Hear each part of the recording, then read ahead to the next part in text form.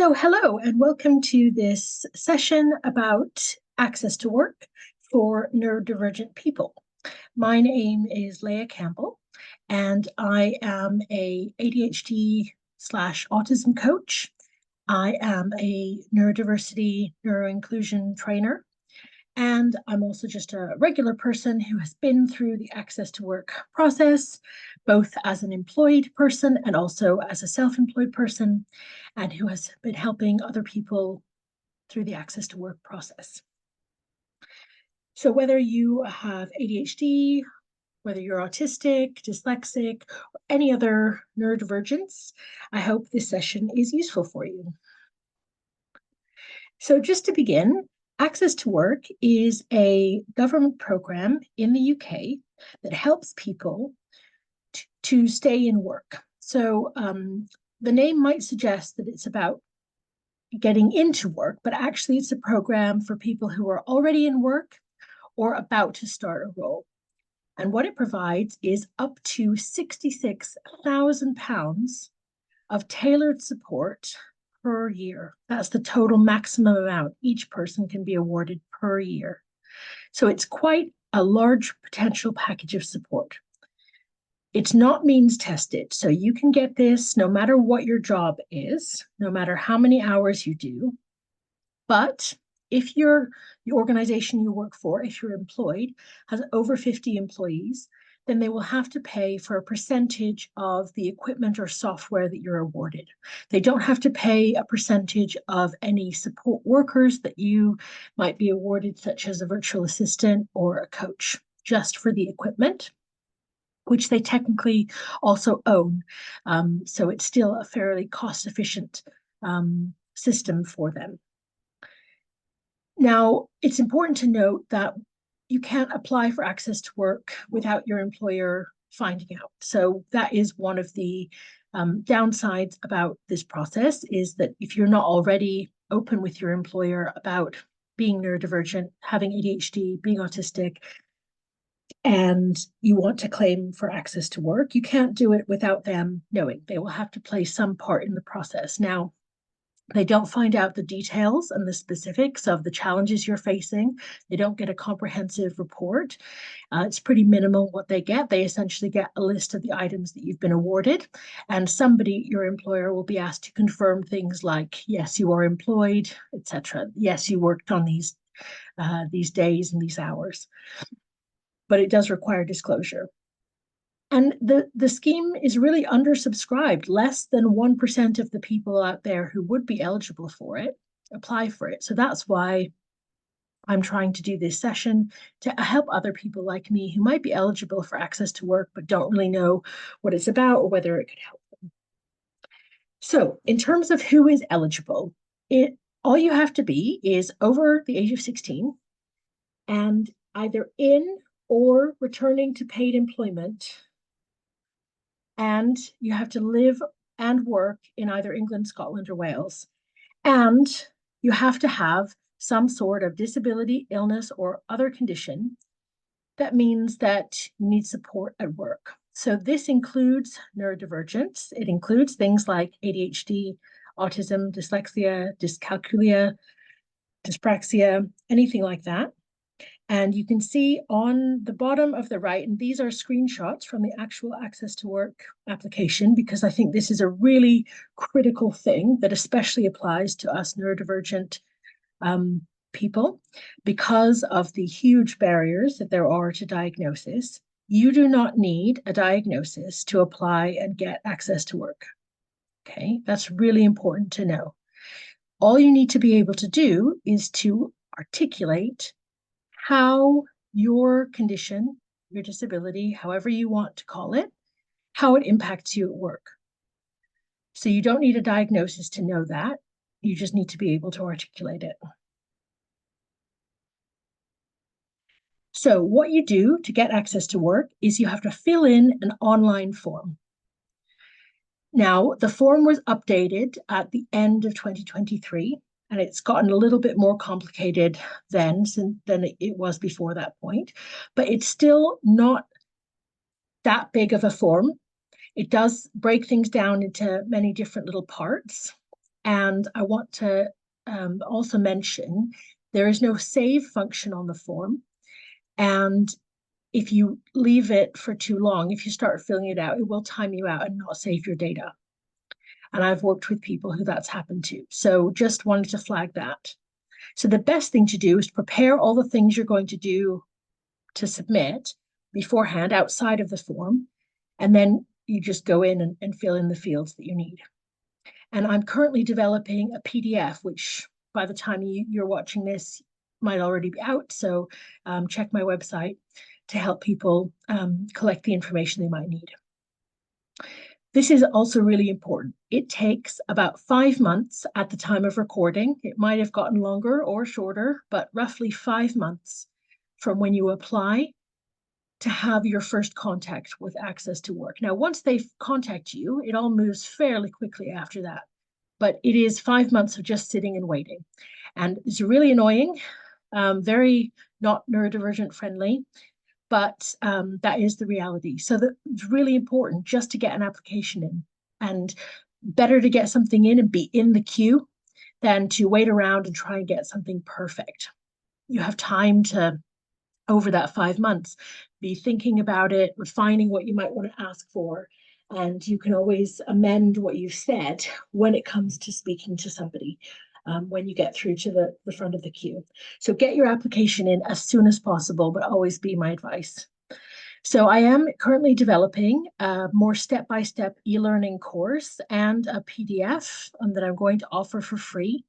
And I'm also going to be offering, at least for now, some one-to-one sessions on as I have time availability basis. So do check my website and have a look and see if I can help you. Your application includes what you have to submit is some basic information about your employment. You have to be able to talk about how your neurodivergence impacts you at work. And if you know, then you can outline what you want to request, but you don't actually have to know. So what sorts of things might Access to Work be able to help you with? Well, first of all, the way to figure that out is to think about the sorts of challenges that you might experience at work. So it could be that you struggle with organization, or it could be that you struggle with your spelling and grammar, or it could be that you struggle with getting overwhelmed and you experience regular burnout, so you're at risk of burnout. And if any of those things are things that you struggle with because you have ADHD, because you're autistic, because you're dyslexic, etc., then Access to Work can help with those things.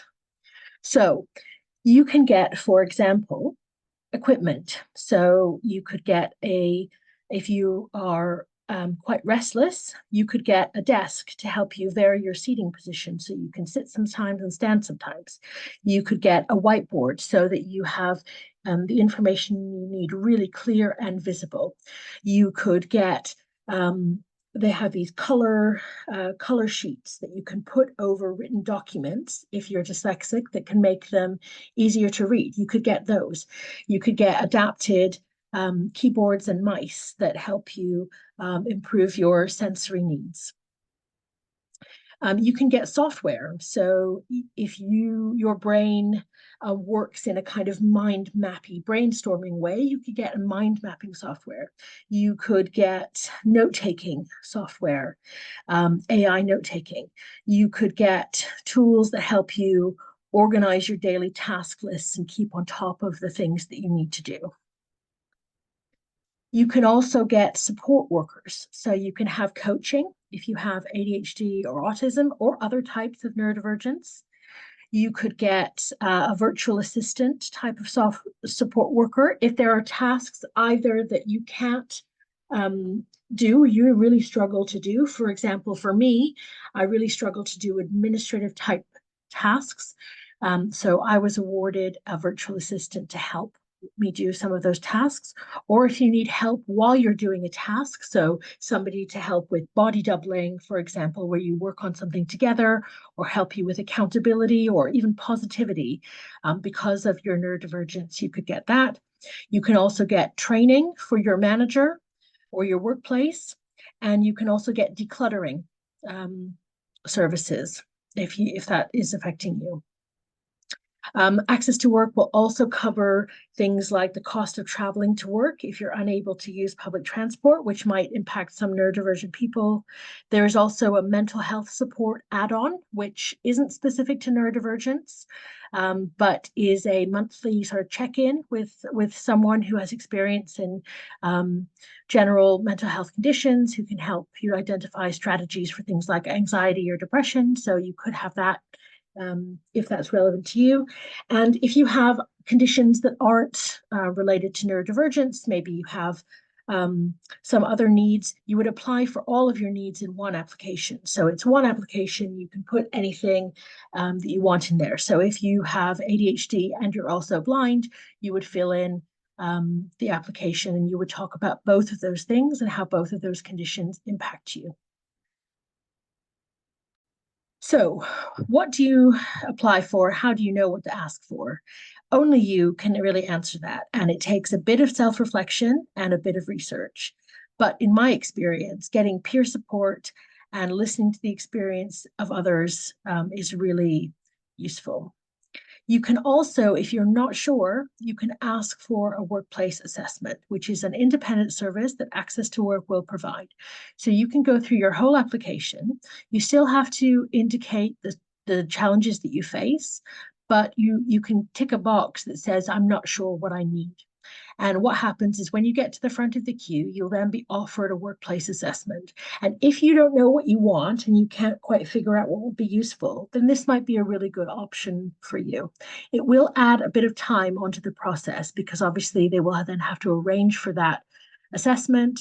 And that could take maybe a few extra weeks up to a month into the process. But if that's what you need for someone to do that with you, then that might be worth it for you. Personally, I did the research and I presented a list of items that I wanted from Access to Work in both of my applications, and I preferred to do it that way. But if you're someone who struggles to know what you need and doesn't enjoy the research and doesn't have the time or doesn't feel able to do that, then you're absolutely entitled to that assessment, and that could help you. A few other things. The way that Access to Work works is that it's a grant. So you get an agreement of a list of items that you're allowed to buy, and the amount of money that they will reimburse up to for those amounts. So that you don't just get the money outright. You have to spend the money and then show them a receipt, and then they'll give it back to you. Sometimes you can get a pro forma invoice where a company can give you an invoice and then they get it. You can submit that and then it gets paid. But then you won't get the item until after Access to Work reimburses you, which usually is around a month, but can take longer. And it can be a bit unreliable, especially if they have moments. So around December, there was a bit of a backlog, for example, so it took longer. Some suppliers will charge their costs and claim from Access to Work directly, especially support workers who are experienced with Access to Work will often do that. So that's something to consider and ask for. It is quite difficult to contact Access to Work, but it is possible, and you can request changes to circumstances. So personally, I've received a few different changes during my award, including my support worker who increased their rate. The software I was using went out of business, so I had to switch to another comparable software. And I was awarded a second monitor to use, but in order to make that work, I needed to have a dock to plug the monitors into my computer effectively. So you can request changes for circumstances and make edits to your award once it's granted. Now, just a mention on self-employment. So you can have Access to Work if you are self-employed, as long as you're earning at least £6,000 a year, which if that's your main employment, then you probably are, but they will need to see some sort of proof of that. So what they ask for is either a tax return. So if you've been self-employed for a number of years and you have tax returns where you can show how much you usually earn, that could work. Or you can submit a business plan. Now, you don't have to do this when you apply. So don't let it hold you back, but it's something to get ready, knowing that you've got that 5 months.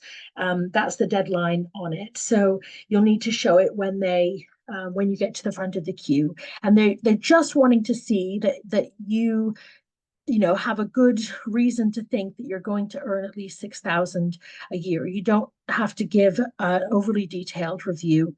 They're just wanting to see in terms of the income that you're expecting and kind of what that's based on and if that's realistic. And you can get a business plan template from the Prince's Trust and other sources as well. So the next steps would be apply. Just get in the queue. That is what I always say, number one. You can also register for a one-to-one session with me for support and accountability, or you can do the application yourself using the e-learning. Don't overthink it, okay? I know I'm asking a lot of neurodivergent people, but don't overthink it. You can answer, I don't know. You can go through the application and you can say, I don't know, if you're not sure what will help you. And you've got that waiting period where you can use that time to gather information and decide what you need. So if you have any questions, I do these sessions monthly and I'll answer a Q&A there, or you can email me. My email is leah@inclusivestrengths.co.uk. My website is www.inclusivestrengths.co.uk. And I would really love to hear from you and try and help you out to get access to work. Thanks so much for your time. Bye.